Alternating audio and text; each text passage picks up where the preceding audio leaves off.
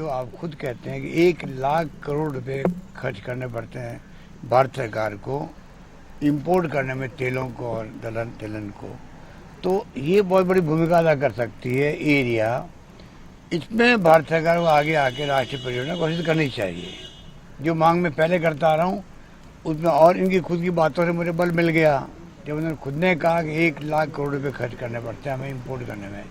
तो फिर आप प्रायोरिटी उनको दीजिए एरिया को, जिससे कि ये एरिया आने वाले वक्त में बड़े रूप में, वैसे भी अभी नंबर 1 है शर्तों के अंदर देश के अंदर हम लोग। तो ये बातें हुई वहाँ पर। सर, जीएसटी का पैसा केंद्र से नहीं मिला है, ऐसी भी क्या डिमांड रखी है? छत्तीसगढ़ सीएम ने रखी, क्या आपने भी रखी है? देखिए, हमें 5,000 करोड़ रुपये हमारे बकाया है वहाँ पर। अभी थोड़े दिन पहले एक किस्त आई है, उसमें से वो आई है। वो मुद्दे तो परमानेंट हमें लिख के, जो हमने लिखित में भाषण देना अलग होता है सब मुख्यमंत्रियों का, यहाँ वक्त कम होता है तो उस ढंग से हमने मुद्दे उठाए हैं। एक हमने कहा है कि 15वें वित्त आयोग ने हमारे लिए रिकमेंडेशन की थी डिजिटल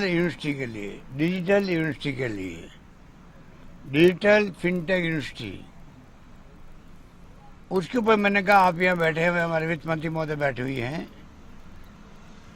तो इनको आप बताइए कि किस प्रकार से हमें जो उन्होंने रिकमेंडेशन की है, और वित्त आयोग जो है वो संविधान के अंतर्गत बनता है, उसकी अपनी एक बहुत बड़ी महत्व होता है, तो वो हमें आप सैंक्शन करवाइए जिससे कि हम यूनिवर्सिटी बना सके। करीब 600 करोड़ रुपए लगेंगे उसके अंदर। 400 करोड़ तक की बात की गई, तो 400 करोड़ मिल रहा है हमें भारत सरकार से, 200 करोड़ हम लगाएंगे, पर एक बहुत बड़ा काम राजस्थान में हो जाएगा। हमने जोधपुर के अंदर उसके लिए अनाउंसमेंट कर दिया बजट के अंदर। बजट में मेरा अनाउंसमेंट है जोधपुर में खोलने के लिए, और हम आगे बढ़ रहे हैं। पर जो वादा किया है वित्त आयोग के माध्यम से भारत सरकार को कहा गया, वो तो पूरा करे कम से कम।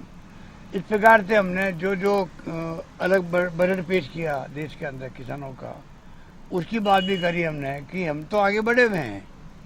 आपने कहा आय दुगनी करना ही है देश किसानों की, वो तब होगी तब अभी जो 60-40 रेशियो है उससे नहीं चलने वाला है। आपको 75 भारत सरकार दे तमाम योजनाओं को जो कि किसानों के संबंधित है, और 25% राज्यों से मांगे, तब जाके किसानों को लाभ मिलेगा और संभावना बढ़ेगी दुगनी आमदनी होने की। इस प्रकार के आर्गुमेंट मैंने दिए। दाल के पैदावार पर भी बातचीत हुई, दाल की पैदावार बढ़ाने को लेकर ये तो बात हुई। सर, निर्भया को लेकर आपने बयान दिया था, उसको लेकर भारतीय जनता पार्टी के नेता सवाल उठा रहे आपके ऊपर। निर्भया को लेकर जो आपने बयान दिया था उसको लेकर वो तो जो बकवास करने वाले लोग हैं, ये षड्यंत्र करते ऐसे ही पॉइंट ढूंढते रहते हैं। जो बात मैंने कही वो तो मेरे वीडियो में है, आप लोगों ने उस दिन कैच किया था मुझे, बाइट मैंने आपको दी थी, आप उसको सुना दीजिए किसी को।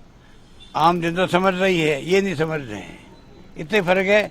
जनता समझ रही है कि एक ऐसा फैसला हुआ जिसमें फांसी की सजा हो गई रेप करने वाले को। बहुत कड़ा फैसला था, सोच समझ के किया, कानून बनाया उसके लिए, भाई रेप होना बंद हो जाए कम से कम, और भय पैदा हो कि जो रेप होगा किसी बच्ची का उसको फांसी की सजा हो जाएगी। अच्छे उद्देश्य के लिए किया गया, परंतु जो रेपिस्ट है, जो जघन्य अपराध करते हैं, रेप करना किसे कहते हैं, किसी बच्ची का रेप हो रहा है, नाबालिग बच्ची का, तो उसको मालूम है कि ये बच्ची कल गवाह देगी मेरे खिलाफ में, तो मुझे फांसी की सजा हो जाएगी। फांसी से बचने के लिए वो उसका मर्डर कर देता है। मैं तो खाली हकीकत बताई जो देश में हो रहा है, उसको लेके बीजेपी वाले जो करते ही नहीं बातें हमारे लिए, वो ऐसी उलझुल बातें भी और कोई फेक बना के वायरल करते मीडिया में, नई बात नहीं उनकी। तो सर, कानून में बदलाव, ऐसे लोगों को निंदा करनी चाहिए। कानून में बदलाव की जरूरत आप महसूस करते हैं? ये भारत सरकार की सोचने की बात है, राज्य सरकार को सोचने की बात है। मैंने बताया जो स्थिति है देश के अंदर, वो मैंने सामने हकीकत रखी सामने। वो तो हकीकत आप भी जानते, मैं भी जानता हूँ। आज इतने मर्डर पहले कभी नहीं होते थे, इक्के दिक्के होते होंगे। समाधान अब तो जहाँ सुनते हैं कि जैसे ही कोई रेप भी हुआ और देखते हैं बच्ची मर गई बेचारी। तो समाधान भी तो विधायिका से ही आएगा। बिल्कुल ठीक कह रहे हो आप। विधायक का मतलब क्या है, पार्लियामेंट भी है, विधानसभाएं भी है। सोचिए अपने अपने तरीके से, पर कोई न कोई रास्ता निकलेगा। आप ठीक कह रहे हैं। Thank you sir. सर क्या केंद्र सरकार गैर कांग्रेसी सरकारों के साथ सौतेला व्यवहार कर रही है, आपको लगता है? देखिए आज तो अपनी अपनी परफॉर्मेंस राज्यों में क्या हो रहा है, एजेंडा जो था कृषि को लेकर के, शिक्षा को लेके, लोकल बॉडीज को लेके, उस पे राज्य सरकारों ने अपने अपने जो काम किए जा रहे हैं उसके बारे में चर्चा करी है। सर ममता बनर्जी ने राष्ट्रीय शिक्षा नीति का विरोध किया है, क्या आप उसके पक्ष में हैं या विरोध में? देखिए हम तो उसको अभी उसको हम लोगों ने अपनाया भी है, उसको हम लोग एग्जामिन भी कर रहे हैं। अच्छी बात है, हम ग्रहण करना चाहेंगे। अगर हमें लगेगा इसमें रिजर्वेशन है तो हम लोग कन्वे भी करेंगे।